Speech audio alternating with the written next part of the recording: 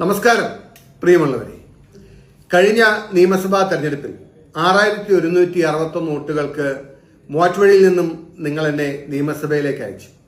5 വർഷക്കാലം എന്നാൽ കഴിയുന്നതുപോലെ ആത്മാർത്ഥമായി, സത്യസന്ധമായി, സുതാര്യമായി ഞാൻ പ്രവർത്തിക്കാൻ പരിശ്രമിച്ചു. അതിനുശേഷം ഈ തെരഞ്ഞെടുപ്പിൽ ഞാൻ പോലും പ്രതീക്ഷിക്കാത്ത വലിയ വോട്ടിന്റെ ഭൂരിപക്ഷത്തിന് 42,829 വോട്ടിന്റെ വലിയ ഭൂരിപക്ഷത്തിനാണ് നിങ്ങൾ എന്നെ വിജയിപ്പിച്ചത്. ഒരിക്കൽ കൂടി അതിനുള്ള ഹൃദയം നിറഞ്ഞ നന്ദി അറിയിച്ചുകൊണ്ട് നാളത്തെ ദിവസം 2ാം വട്ടം മൂവാറ്റുപുഴയുടെ MLA ആയി ഞാൻ സത്യപ്രതിജ്ഞ ചെയ്യുകയാണ്.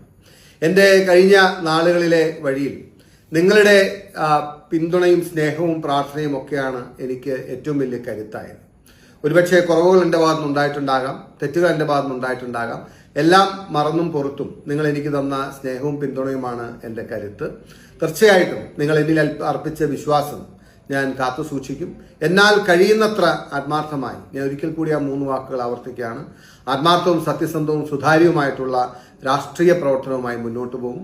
ഇന്നലകളിൽ ഞാൻ സ്വീകരിച്ചിട്ടുള്ള നിലപാട്, അഴിമതിയോട് വിട്ടുവീഴ്ചയില്ലാത്ത നിലപാട്, അല്ലെങ്കിൽ സത്യത്തിന് വേണ്ടി നിലകൊള്ളുന്ന നിലപാട്, ആ നിലപാട് തുടരും. പക്ഷേ ഈ വട്ടം ഞാൻ ഒരു UDF സർക്കാർ അധികാരത്തിൽ വന്നിരിക്കുകയാണ്.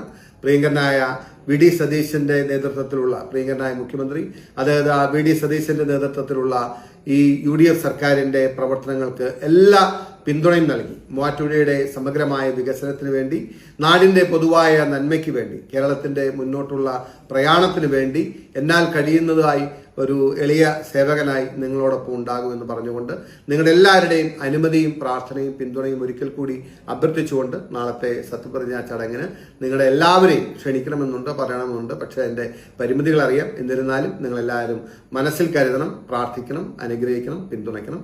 ഒരിക്കൽ കൂടി ഹൃദയത്തിന്റെ ഭാഷയിൽ നന്ദി അർപ്പിക്കുന്നു. നന്ദി.